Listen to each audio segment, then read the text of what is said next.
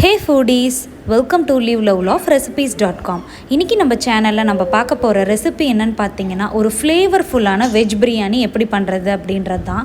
ரெஸ்டாரண்ட்டை விடவே ரொம்ப டேஸ்டியாக இந்த பிரியாணி இருக்கும். வாங்க இந்த பிரியாணியை எப்படி செய்கிறதுன்றதை நம்ம பார்க்கலாம். இதுக்கு ஃபர்ஸ்ட் நம்ம ஒரு ப்ரெஷர் குக்கரை ஹீட் பண்ணிக்கணும்.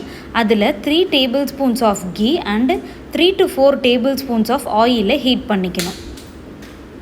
ஆயிலும் கீயும் நல்லா ஹீட் ஆனதுக்கு அப்புறமா நம்ம எடுத்து வச்சுருக்கிற ஸ்பைசஸ்லாம் ஆட் பண்ணிக்கலாம். ஃபர்ஸ்ட் இதில் ஒரு பே லீஃப் போடுறேன்.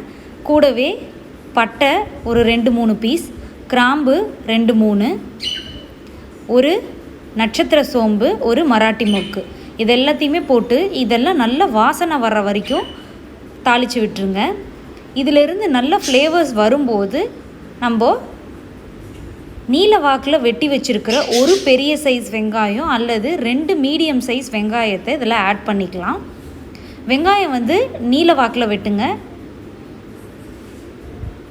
இப்போது வெங்காயத்தை ஆட் பண்ணதுக்கப்புறமா வெங்காயம் நல்லா வதங்கணும். ஸோ இதை நல்லா கிளறி விட்டுருங்க.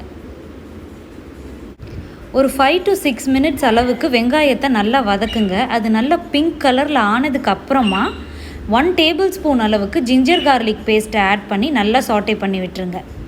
இப்போ ஜிஞ்சர் கார்லிக் பேஸ்ட்லேருந்து வர ரா ஸ்மெல் போகிற வரைக்கும் சாட்டே பண்ணணும். It will take around 4 to 5 minutes. So அது வரைக்கும் நல்லா சாட்டே பண்ணிகிட்டே இருங்க. அதுக்கப்புறமா ஒரு பெரிய சைஸ் தக்காளி அல்லது 2 மீடியம் சைஸ் தக்காளியை நீளமாக கட் பண்ணி வச்சுருக்கேன், அதை ஆட் பண்ணிக்கலாம். காரத்துக்கு 2 பச்சை மிளகாய் ஆட் பண்ணியிருக்கேன். ஒரு கொத்து அளவுக்கு கருவேப்பிலையை ஆட் பண்ணி எல்லாத்தையும் நல்லா கலந்து விட்டுருங்க.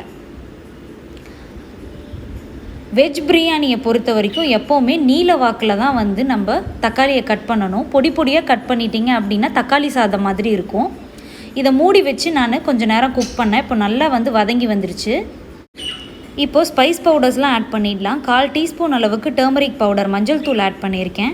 2 teaspoons அளவுக்கு Kashmiri red chilli powder add பண்ணியிருக்கேன். ஷாஹி பிரியாணி மசாலா எவரெஸ்ட் பிராண்ட்லேருந்து நான் யூஸ் பண்ணுறேன். 1.5 tablespoon அளவுக்கு அதையும் ஆட் பண்ணியிருக்கேன். இதுக்கு நீங்கள் இந்த பிரியாணி மசாலா தான் யூஸ் பண்ணணும்னு இல்லை, எந்த பிராண்ட் வேணாலும் எடுத்துக்கலாம். அதுக்கப்புறமா ஒரு 1/2 tablespoon அளவுக்கு ஜீரகத்தூள் ஆட் பண்ணிவிட்டு எல்லாத்தையும் நல்லா கலந்து விட்டுருங்க. இப்போது நம்ம நறுக்கி வச்சுருக்கிற வெஜிடபிள்ஸ்லாம் ஆட் பண்ணிக்கலாம். நான் இன்றைக்கி எடுத்துருக்கிற வெஜிடபிள்ஸ்லாம் பார்த்தீங்கன்னா கொஞ்சமாக நறுக்கின பொட்டேட்டோ, கொஞ்சமாக நறுக்கின கேரட், பீன்ஸ், அதுக்கப்புறமா கொஞ்சமாக நறுக்கி வச்சுருக்கிற சௌச்சௌவையும் காலிஃப்ளவரையும் போட்டு நல்லா கிளறி விட்டுறலாம். இப்போது இந்த மசாலாவோட ஸ்மெல்லிலேயே, இந்த மசாலாவில் இருக்கிற எண்ணெயிலேயே கொஞ்ச நேரம் இந்த வெஜிடபிள்ஸை சாட்டே பண்ணிக்கோங்க.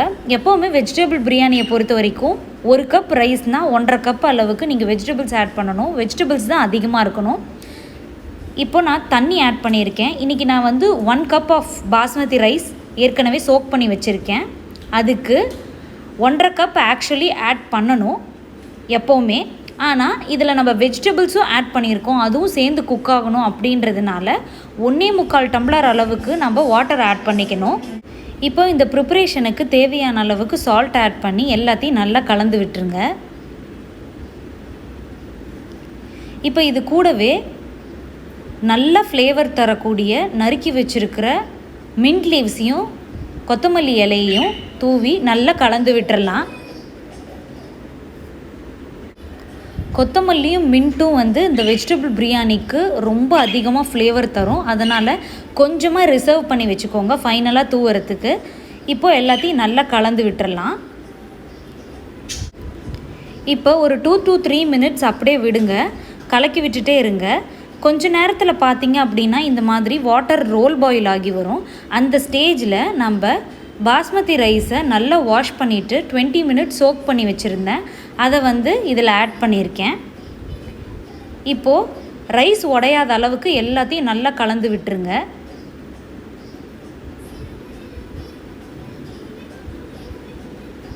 இப்போது ரைஸ் எல்லாம் நல்லா கலந்ததுக்கப்புறமா இதில் ஃப்ரைட் ஆனியன்ஸ் ஆட் பண்ணுறேன். இது ஆப்ஷனல் தான், உங்ககிட்ட இருந்ததுன்னா நீங்கள் ஆட் பண்ணிக்கலாம்.